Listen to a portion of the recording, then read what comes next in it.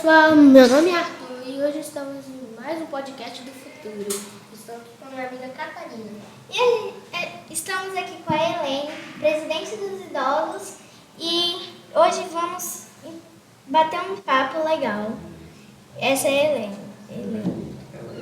Ok, muito obrigada. É um prazer estar com os protagonistas do futuro mais uma vez aqui para falar de um assunto importante, né, crianças? Que é sobre pessoas idosas. É onde nós queremos chegar e chegar com qualidade de vida, que eu acredito que é esse o nosso maior intuito. E até lá nós conseguirmos defender o direito dos idosos que hoje estão entre nós, né? E fazer essa qualidade de vida para eles em relação à saúde, em relação à questão emocional, psicológica. Tudo isso tem sido a nossa luta quanto Conselho da Pessoa Idosa e também quanto coordenadora de saúde da pessoa idosa aqui do município de Marabá, dentro da atenção básica. O que você faz no seu trabalho? Atualmente, eu estou na Secretaria Municipal de Saúde, né, e há 5 anos eu desenvolvo um trabalho dentro da política da pessoa idosa referente à saúde. Então, nós hoje, dentro da atenção básica, nós temos alguns programas direcionados para o cuidado da pessoa idosa. O primeiro, hipertensão. O programa de hipertensão, que é dentro do programa de doenças crônicas, e também, além da hipertensão, também a questão do diabetes. E aí nós trabalhamos esse programa, e dentro desse programa de doenças crônicas, nós também temos um direcionamento para algo importante, que é a educação física. Então, nós temos um programa que é custeado pelo Ministério da Saúde para cuidar também dessa parte física dos nossos idosos.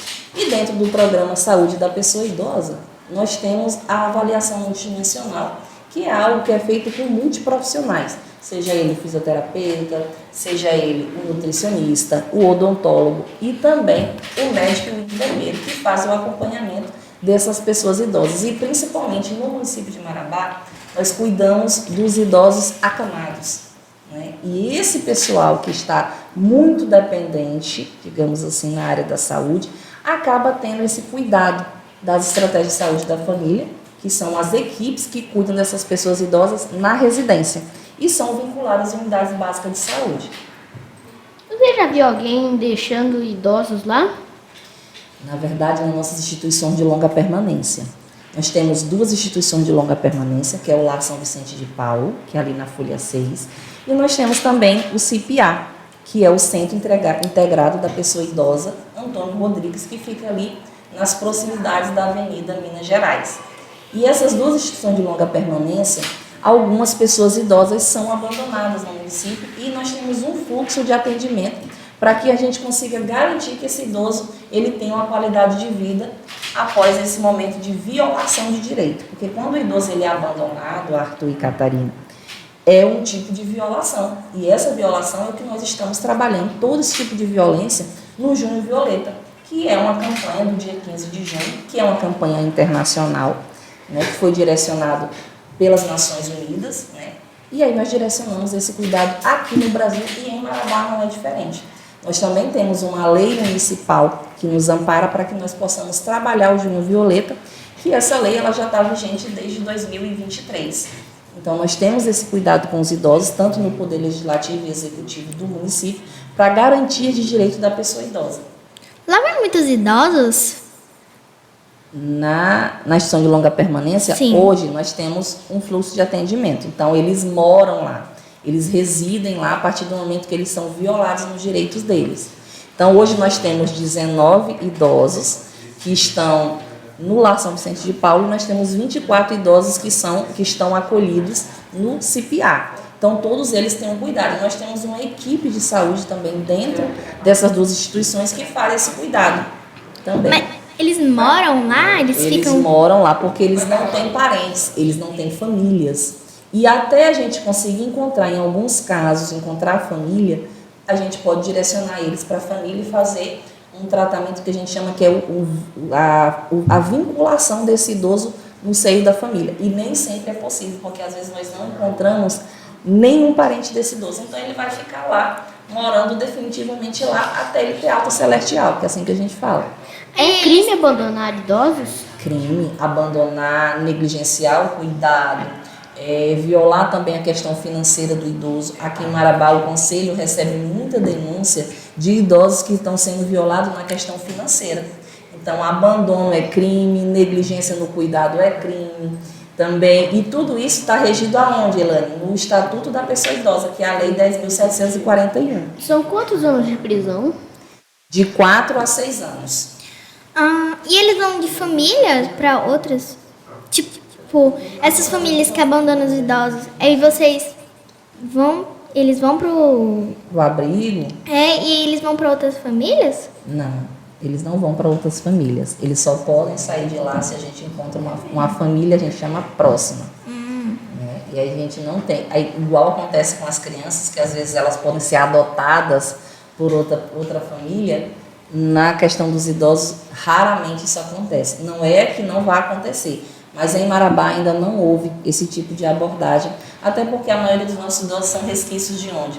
Do período do ciclo da Serra Pelada, do ciclo da borracha. Então são idosos que vieram para cá e a maioria deles realmente não tem vínculo familiar nos seus estados de origem. E alguns até nem gostam de lembrar esse período da vida. Por que e para que eles abandonam os idosos? Ou não fazem cuidado para eles? Aí vai muito de quem está cuidando. Porque às vezes a pessoa idosa, na atualidade, as pessoas, eu digo assim, a falta de amor faz com que essas pessoas sejam abandonadas. E aí às vezes ela não é e detalhe, isso não quer dizer que o fato dela morar na casa com a família, com os filhos, com os netos, vai dizer que ele não é abandonado não, tá? Porque muitas casas têm um quartinho lá no fundo para esse idoso, então ele não tem acesso à casa. E muitas das vezes o conselho é acionado, o Ministério Público é acionado, o CREAS, que é o que recebe também essas denúncias, essas demandas de violações, e eles acontecem de gente chegar na casa e o idoso está ou acorrentado ou amarrado dentro de um quartinho lá no fundo, escondido, com isolamento total. E às vezes ele está sendo abandonado dentro da própria casa. Eu principalmente amo minha avó e minha outra avó demais, eu gosto bastante delas.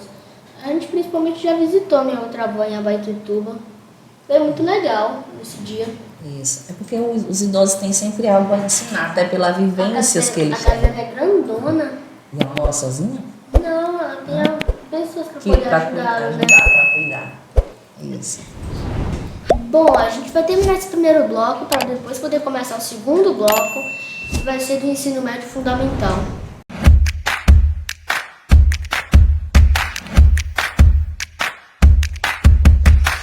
Bom dia, boa tarde, boa noite. Estamos aqui para mais um podcast de Protagonista do Futuro. Estamos aqui com duas pessoas e uma delas é meu amigo Lucas. Prazer, meu nome é Lucas. Queria apresentar a minha amiga Helena, que é presidente do Conselho da Pessoa Idosa. Obrigada, gente. É um prazer dar essa continuidade com vocês. E nós vamos continuar falando sobre o Junho Violeta, que é uma campanha que nós temos aqui no município e a nível mundial, né, que nós trabalhamos justamente a conscientização da violência contra a pessoa idosa. Você está há quanto tempo nesse cargo?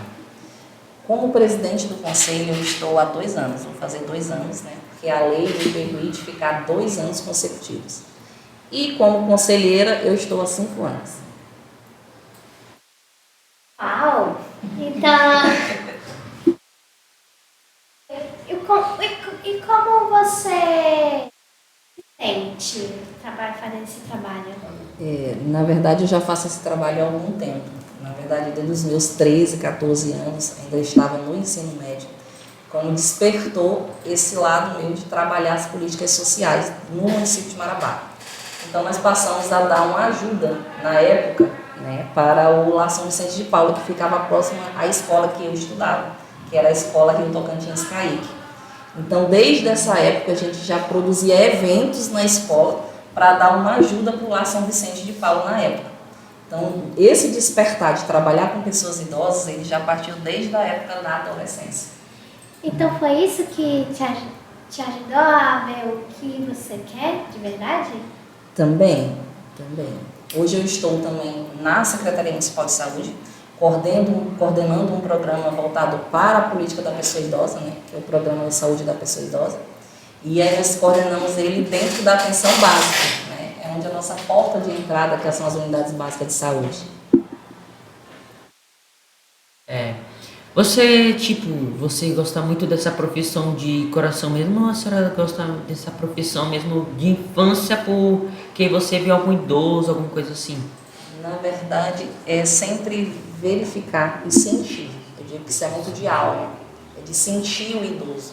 E como nós temos idosos que são abandonados, negligenciados, não cuidados, idosos que sofrem todo tipo de violência possível e imaginável, digamos assim.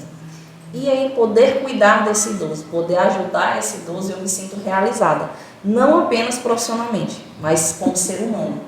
E quais são os principais direitos dos idosos? Bom, direito à saúde, direito à família, direito à moradia, né? Tudo que a Constituição Federal de 88 nos garante como brasileiros, o Estatuto da Pessoa Idosa também vem garantir alguns direitos para a pessoa idosa.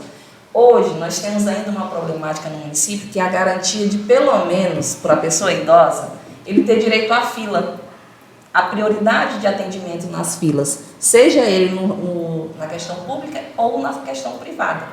E aí nós temos que garantir esse direito para a pessoa idosa, porque já é garantido por lei, né, que ele tem esse direito no atendimento prioritário. E dentro do atendimento prioritário, dos 60 anos mais, que é a idade que é considerada pessoa idosa, nós temos uma lei que frisa isso a partir dos 80 anos. Então, dentro do grupo de prioridade de pessoa idosa, tem a prioridade da prioridade. E a gente tem que lembrar que temos que tratar o idoso com um nível de equidade. Ou seja, se eu tenho um idoso que tem 80 anos mais, o cuidado com ele vai ser prioritário em detrimento de um idoso com 60 anos mais. Claro que, se esse idoso for na questão de saúde, esse idoso estiver com alguma comorbidade, aí ele vai ser atendido antecipadamente.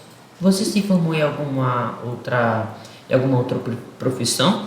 Eu sou pedagoga, a minha primeira graduação em pedagogia, pela Universidade Federal do Pará. E depois eu fiz gestão pública em saúde. Por isso que hoje eu atuo como gestora, mas tudo isso tem impactado para que o trabalho seja desenvolvido a priori. E dentro também disso eu fiz uma especialização em neuropsicopedagogia para trabalhar a questão comportamental mesmo dos idosos, porque tem muitos idosos que com 70 anos e 60 começa a desenvolver Alzheimer. E aí a gente trabalha essa parte terapêutica com eles também. Até porque na época deles não tinha os laudos que nós temos hoje, que é para autista, que é para TDAH. E aí os idosos, alguns já apresentavam isso, né? E agora na fase de idosos, com todo o desenvolvimento, que eu digo assim, na área da saúde e clínica, do atendimento clínico, a gente hoje consegue auxiliá-los também dessa forma. Tem algum os idosos não tiveram esse direito no passado? Sim, até porque a lei, a Política Nacional da Pessoa Idosa, a criação de conselho, foi de 94. Então, até 94 só era garantido os direitos dentro da Constituição Federal. E um direito direcionado para a pessoa idosa, ele veio a partir de 94, com a Política Nacional, e depois, né, a lei que foi a criação do Estatuto da Pessoa Idosa, que é um marco para nós. E no município de Marabá, em 2008, que a lei municipal veio com essa característica de criação de um conselho para defender os direitos da pessoa idosa.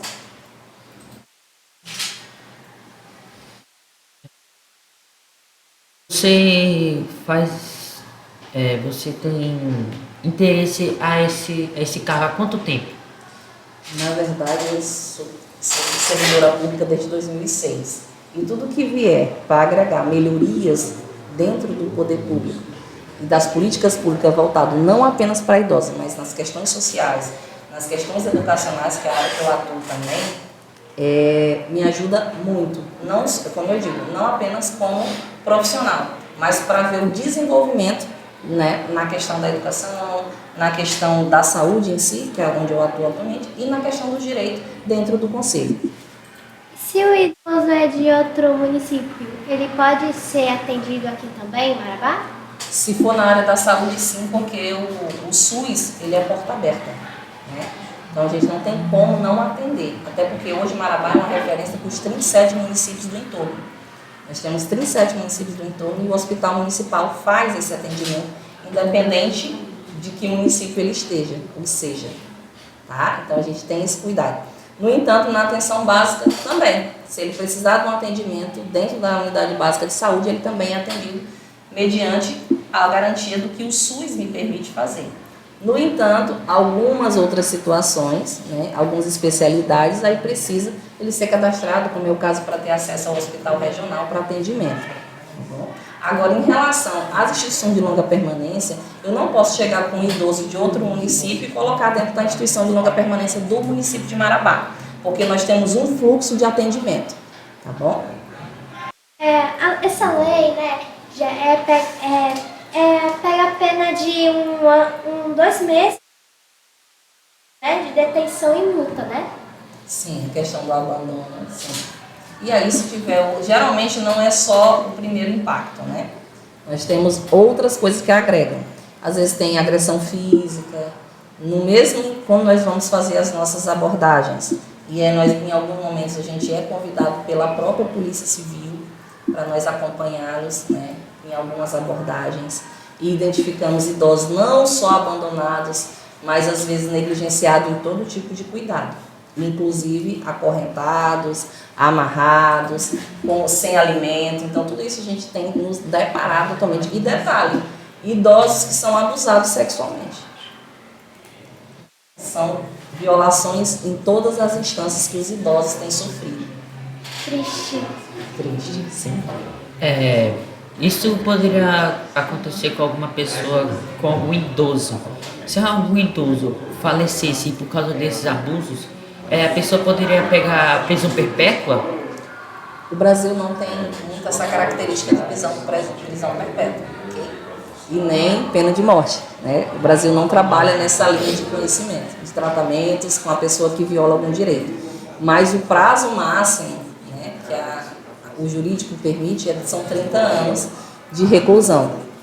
E aí tem os agravantes, né? Dependendo do que tipo de crime essa pessoa pode ser penalizada. Tá. Encerramos agora mais um bloco e vamos para o terceiro e último do ensino médio.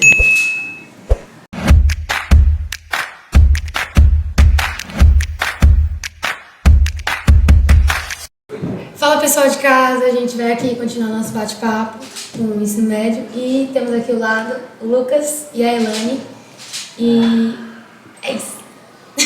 Bom dia.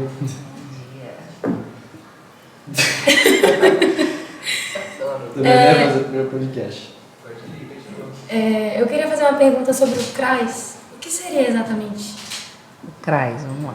O CRAS é um dos programas que hoje é custeado pelo Ministério Ministério de Direitos Humanos. A gente trabalha a LOAS, a gente trabalha a SUAS, que é em parceria com a Rede de Proteção da Pessoa Idosa. Então, o CRAS hoje ele tem vários serviços ofertados. Como hoje nós estamos direcionados para a pessoa idosa, então o que nós temos de serviços hoje ofertados pela Secretaria de Assistência Social dentro do programa CRAS? Então, hoje em Marabá nós temos 4 CRAS que fazem esse tipo de abordagem. Claro que é necessário a gente ter mais, até pelo quantitativo de populares que nós temos no município hoje, que está beirando um pouco mais de 300 mil habitantes hoje em Marabá, é o que nós temos. Então, o que acontece? O CRAS hoje, quais os serviços que nós ofertamos para o idoso? Nós temos roda de conversa, palestras, orientações de direitos, né, dentro dos CRAS. Então, toda semana, todos os CRAS têm um dia específico, geralmente no horário da manhã, às 9 horas, algo direcionado para essa conversa com os idosos. Quem participa dessa conversa? Tem um responsável pelo grupo, que é o coordenador, e esse coordenador mobiliza com os idosos. Esse mês nós vamos trabalhar essa temática.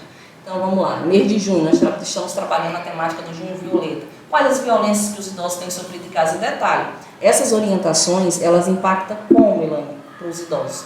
Olha, vai ter um bate-papo lá, hoje mesmo nós estamos tendo no CRAS da Folha 13, né, com parceria do Conselho, Ministério Público e também da própria instituição de longa permanência. Então, esse idoso ele vai ter uma orientação em relação aos direitos. Estamos trabalhando a violência, que é esse mês de junho, que é o mês pontual. O que acontece? Alguns idosos não identificam que o que ele está passando é uma violência, por eles acharem que são idosos. E isso tem impactado quando a gente a gente recebe uma denúncia contra o conselho, recebe uma denúncia às vezes como polícia civil, e aí nós chegamos lá nessa casa. E ele diz, não, isso acontece. Não, mas eu já estou velho mesmo, minha filha. É isso mesmo que tem que acontecer, eu não tenho que estar almoçando à mesa com eles, eu tenho que estar excluído mesmo.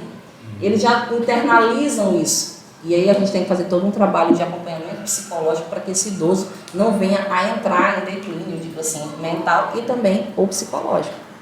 Então os CRAs hoje é o nosso fortalecedor dentro dessa política da pessoa idosa, né, de ter esse trabalho, um grupo, aí eles têm grupo de dança, tem outros tipos de atividades que eles fazem também, educação física, tem o acompanhamento nutricional, isso tudo dentro do CRAS. E a orientação para retirada de carteirinha, né, que é a garantia de direito deles, para o estacionamento. Então, tudo isso hoje, o CRAS nos auxilia na questão da garantia de políticas da pessoa idosa. E o CREAS, quando a gente fala que é alta complexidade dentro da assistência, é quando acontece a violação de direitos. E dentro do CREAS é hoje onde a gente tem o fluxo de atendimento com toda a rede de proteção. Identificou um idoso sendo violado, ele vai passar para o CREAS para fazer o acolhimento desse idoso para ele ser institucionalizado dentro da nossa instituição de longa permanência. É porque normalmente eles acham que é algo comum, porque pelo fato de que eles provavelmente já viveram aquilo há um bom tempo, né? Isso. A questão da violência. Entendi. Detalhe, o que mais impacta em Marabá atualmente, de denúncias que nós recebemos, são violências financeiras e patrimonial. Né? A casa é do idoso e tudo, o idoso é colocado para outro lugar, é colocado no quartinho do fundo, entendeu? No quartinho da bagunça, e é o que tem acontecido. Aí quando você pergunta, e de quem é a residência? Ah, é dela, ou é dele. Então, assim, a residência é do idoso, ele é o proprietário, a energia é custeada por ele, porque o nome da unidade de consumidora é no nome do idoso e é custeado pelo salário desse idoso, ou às vezes pelo benefício ou pelo aposento. Então, isso tudo o idoso está custeando e está sendo negligenciado no cuidado básico, que é o direito que ele tem de moradia, o direito à saúde. Podemos denunciar caso a gente vivencie esses maus tratos com os idosos? Identificar maus tratos, identificar qualquer tipo de violência. Disque 100, né, 100. Se for agressão ou algo mais grave, acionar a polícia no 190. E também nós temos o número do conselho, que é via WhatsApp. E eu digo sempre assim, é garantido o sigilo, né, dessa denúncia. E isso tem impactado de forma positiva. Então, esses são os canais. Então, nós temos o nosso número de WhatsApp, que é o 9203-7303, que é o conselho que recebe a denúncia. E também tem outros canais de proteção. Pode procurar um dos CRAs, pode procurar um dos CREAS, que você vai ser direcionado para que esse atendimento aconteça. E caso seja identificado esse idoso que necessite ser institucionalizado, ele vai para uma das nossas instituições de longa permanência. Até chegar nesse ponto, ele vai passar por um processo que nós temos, que é um fluxo dentro do município, para que ele seja acolhido. Então, ele vai ser atendido, vai ser avaliado por um médico, e aí a gente vai verificar como está a condição de saúde desse idoso, para que ele possa ser acolhido. Então, sai garantido todos os testes rápidos, a consulta inicial, para que ele também não possa chegar dentro da instituição de longa permanência, sem a gente saber como é que está a condição dele. E algumas das vezes, ele chega a ficar hospitalizado no hospital de 3 a 4 dias, para que ele seja estabilizado. Quando às vezes a gente chega em algum local e ele está bem debilitado, a gente não pode levar ele para a instituição de longa permanência da forma que nós encontramos. Quantos idosos são atendidos por essas instituições, mais ou menos? Atualmente, no Lar São Vicente, nós temos 19 idosos acolhidos, né, de grau 2 e 3 de dependência, dentro do que a assistência me preconiza.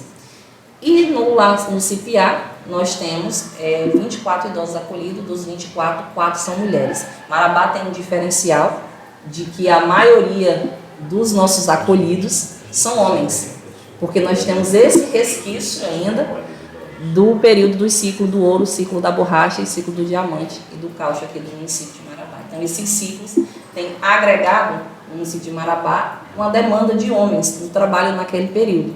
E eles estão hoje envelhecidos, né? E isso impacta de muitos deles, na época que vieram para cá, ainda jovens, abandonaram suas famílias de origem, seus estados de origem.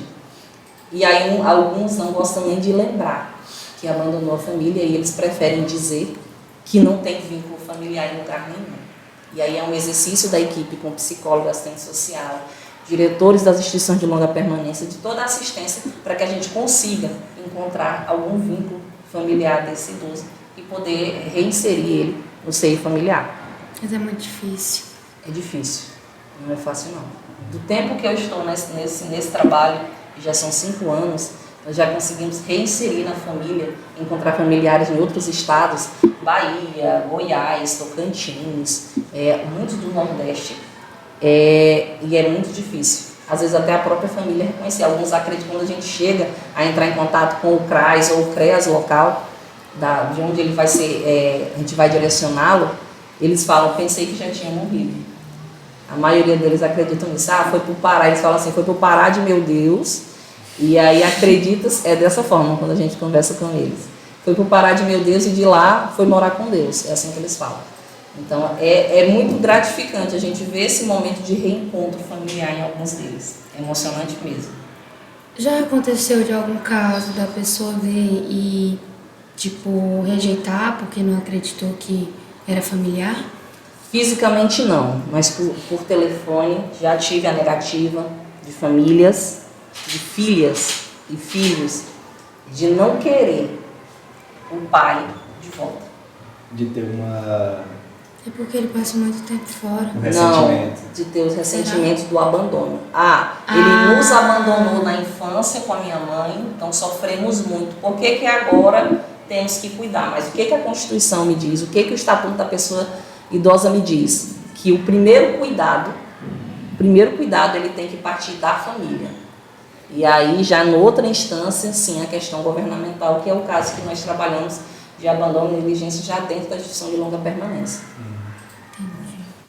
E qualquer um pode ajudar essas instituições? Tipo assim, quiser chegar lá Sim, e ajudar, sim. como é que eu faço? Sim, vocês vão procurar a diretoria das instituições de longa permanência. Tem os convênios, temos convênios com a Unifespa, temos convênio com a Facimpa, temos convênio com a Anhanguera, algumas faculdades já que nos auxiliam nesse sentido, Carajás. Então nós temos esse grupo, temos as ligas acadêmicas, seja ela da área da enfermagem, nós temos a LAGMA, que é a Liga de Geriatria e Gerontologia de Marabá, e temos a parceria da Unifespa com o LOVES, que é o Laboratório Observatório, que é onde identifica esses idosos violados, a gente consegue lançar dados para que a gente possa também garantir que esses idosos tenham a eficácia no acompanhamento dentro da rede de proteção. Você tinha comentado que muitos idosos sofrem violência sexual. É comum ou é algo difícil? Não é difícil. Principalmente eu me surpreendi quando eu vi idoso sendo violado sexualmente. Quando você comentou, eu também Isso já aconteceu. Com as idosas acontece mais. São Quando a gente mulheres. identifica, por serem mulheres, e às vezes nós identificar uma idosa num ambiente que é cuidada pelo neto ou pelo filho, que trabalha o dia todo, e às vezes a casa já passou por algum tipo de usuário de droga. Então, quando a gente identifica idosas nesse total nível de violação em vários direitos, dificilmente ela não ter sido abusada sexualmente. E a gente, enquanto saúde, já tem um trabalho direcionado para essa forma de acolhimento, e de denúncias, porque aí a gente fala a obrigatoriedade do servidor público que está ali fazendo atendimento à saúde, em educação, de identificar e denunciar. Quando você suspeita que um idoso está sendo Quando você suspeita que um idoso está sofrendo maus tratos, mas você não tem certeza, como que é mais ou menos vocês A nossa acompanham atuação, ele? o que nós fazemos? Geralmente quem faz esse primeiro olhar, às vezes a estratégia de saúde da família, como eu ACS, enfermeiro e médico, quando é área coberta, e eles passam pelo treinamento para ter esse olhar, quando identificar algum tipo de violação, tá? E também os nossos servidores da assistência social, que também passam pelo treinamento, tanto o pessoal do conselho também, nossas conselheiras, para identificar, porque às vezes é só um vizinho falando algo que ele acha que é. E aí a gente tem um cuidado de, até na hora de fazer o boletim de ocorrência, de colocar supostamente violado no seu direito, que seja de maus trato, que seja de negligência, para que a gente também, enquanto conselheira, não venha a ser penalizada do que a lei me permite ser.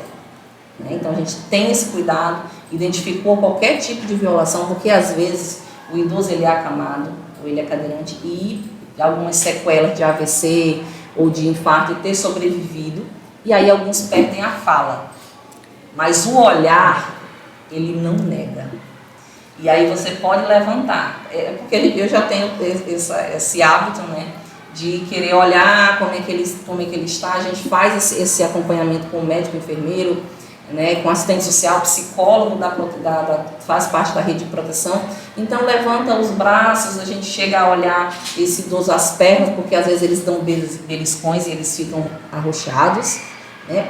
E às vezes agressões no rosto, na cabeça. Então eu tenho o hábito de olhar mesmo o idoso e fazer esse olhar mais clínico e identificar. E olha, essa mancha aqui, como é que foi isso? E como a gente já conhece, a gente fala, caiu, machucou, mas ele é acamado, como é que ele caiu, machucou? Então, algumas questões que a gente já consegue fazer antecipadamente e aí o mais rápido possível é fazer a retirada desse idoso do local onde ele está sendo violado.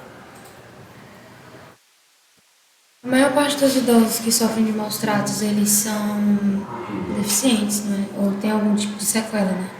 Nem sempre, não. São, grande parte, lúcidos, conscientes e orientados. E mesmo assim, às vezes não tem a quem pedir socorro. E aí hoje a gente faz uma abordagem hoje nas escolas para que eles vejam. Nós tivemos abordagens de chegar na casa, a criança de 6 anos, dizer, a vovó não come desde ontem. Entendeu? E a mãe olhar na cara da gente e dizer, olha, ela almoçou agorinha. E aí a gente vê que não é, porque não tem nada no fogo, cozinhando não tem nada. Entendeu? Então tudo isso, quando o agente de saúde, quando a própria equipe do CRAS e do CRES vai fazer algum tipo de abordagem, seja ela por denúncia ou não, a gente já tem que ter esse olhar no todo, para poder tirar esse idoso desse tipo de sofrimento que ele tem enfrentado. E às vezes isso perpetua por anos, até que chegue ao nosso conhecimento. Só uma curiosidade, tem algum caso que mais te chocou, assim, te abalou nessa questão dos maus tratos? Eu me surpreendo ao nível de perversidade que um ser humano pode fazer com o outro.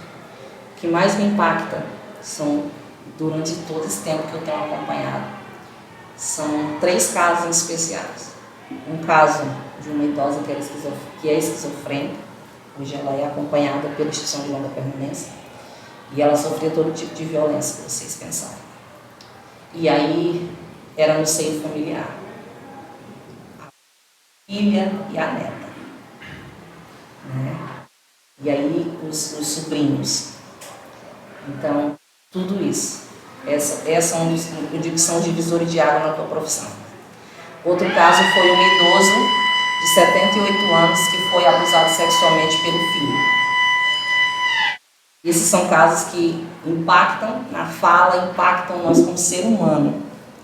E o terceiro, recente, estivemos com acompanhamento da Polícia Civil, um idoso que estava com a mão amarrada para que não abrisse a porta, no sol de 3 da tarde, que o sol de Marabá a gente conhece muito bem. Queima. Né? E ele lá totalmente sem consciência, totalmente desorientado, só de short, pegando todo aquele sol na cabeça. Então, fizemos o atendimento inicial, chamamos o SAMU, ele ficou hospitalizado, hoje ele está acolhido. E detalhe, era na casa do próprio filho. Então, quando a violência parte do seio familiar, que é onde deveria ter a proteção inicial, me impacta bem mais. E aí, a que nível de perversidade humana você vê o outro ser humano e poder menosprezar, maltratar, negligenciar ou cometer qualquer tipo de violência contra o idoso. E detalhe, grande parte deles usufruem do benefício desse idoso ou do aposento dele. Então, isso me choca. Ainda, por anos na profissão, e ainda encontrar e identificar esse tipo de violação partindo da família, do próprio sangue. É porque a gente imagina, como na maioria das vezes, a gente acaba pensando, nossa, se fosse na minha família, ou coisa do tipo, porque, como você disse, a parte do cuidado deveria sair do seio familiar, mas acontece que está sendo o total contrário, eles estão maltratando o próprio pai, o próprio avô, entende? É algo que realmente é chocante, até pelo que você falou, eu fiquei, meu Deus. E aí você tem que desculpar, eu trabalho demais, eu não tenho tempo. Sim. Aí, mas ela mora na roça, não quer vir pra cá. E impacta porque hoje eu tenho meus pais idosos, e tenho minhas avós. E eu tenho um avô ainda com vida. Então, eu tenho esse cuidado de toda vez, uma vez por semana, e visitá-los. Por que não pode ser diferente nas outras famílias? Eu sei que todos nós temos ocupações, mas tirar um tempo para estar com os nossos idosos é de suma importância, porque nós temos muito a aprender com eles. Muito. E esse tipo de coisa a gente nem imagina numa cidade pequena como Marabá. Não tem essa divulgação toda aqui em Marabá. Na verdade, o conselho ele existe desde 2008, né? Claro que a gente tem toda essa roupagem. Como a gente trabalha com muita questão de denúncia e sigilo, a divulgação ainda é muito precária, digamos assim. Mas nos últimos 3 anos a gente tem ganhado essa visibilidade dentro da Câmara. Do tempo que eu estou como conselheira e agora como presidente, a gente sempre pontua dentro da Câmara Municipal, a gente pede a tribuna para que a gente fale sobre o conselho, fale do trabalho que está sendo construído dentro da rede de proteção e tem melhorado muito. E detalhe, por que nós abrimos um canal para receber denúncia via WhatsApp? Para poder abrangermos a zona rural, porque impactou muito no período de denúncias, período da pandemia. Porque muitos idosos que já eram violados do seu direito dentro das casas aqui em Marabá, passaram a ir para a zona rural. E aí o pessoal da zona rural, por ter mais aquela questão de visitar na casa, tudo isso, identificava e denunciava. Não só para o conselho, mas para o pessoal da unidade básica de saúde, para as equipes de assistência social que iam fazer as visitas. Então tudo isso impactou para nós, de ver essa denúncia ser procurada para o conselho. E aí, zona rural não tem como fazer ligações, mas via WhatsApp teria como fazer. E aí nós garantimos esse canal de denúncia também. E para abranger o número de denúncias, né, para tipo, as pessoas terem mais uma acessibilidade melhor para conseguir falar, tipo, tá sendo maltratada, tá sofrendo maus coisa do tipo. Desse jeito. Marabá hoje nós não temos uma delegacia para a pessoa idosa, que é o nosso intuito quanto conselho trazer para cá a delegacia da pessoa idosa. É uma articulação da rede de proteção da pessoa idosa, trazer a delegacia para cá. O que acontece? Só do conselho, em 2023, nós recebemos 43 denúncias de violação de direito. Isso no ano de 2023. Só nesse primeiro semestre, nós já atendemos 27 denúncias. Agora, a gente fez a contabilidade agora, antes de iniciar a campanha do Junho Violeta. Então, por que esses dados são chocantes?